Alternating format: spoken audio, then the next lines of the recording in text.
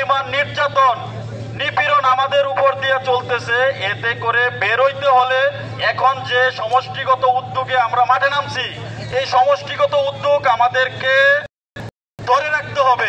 এখান থেকে কোনোভাবেই পিছপা হব এই ধরনের কোনো মনোভাব আমরা কেউ পোষণ করব না।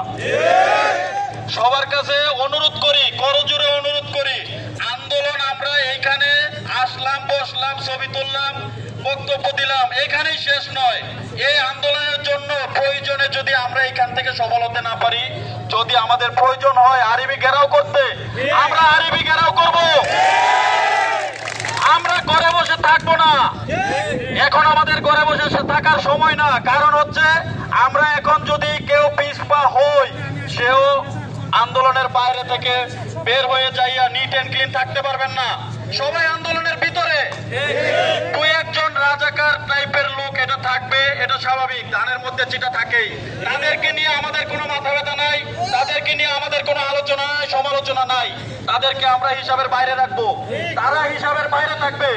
যদি আল্লাহ কবুল করে আমরা যদি আন্দোলনে সফল হই, তাহলে দেখবেন যে ওই যে ধানের মধ্যে যে চিটা থাকে, আমাদের এই সমিতিতে যারা হইলো রাজাকার টাইপের যারা এখন পর্যন্ত আছে, তারা দেখবেন যে আবার লেজ গোটাই আসবে, বলবে ভাই আব্বা, মনে করেন যে নিজের স্বার্থ হাসিলের জন্য যাকে যা বলতে হয় তাই বলবে। তারা তাদের ব্যাপারে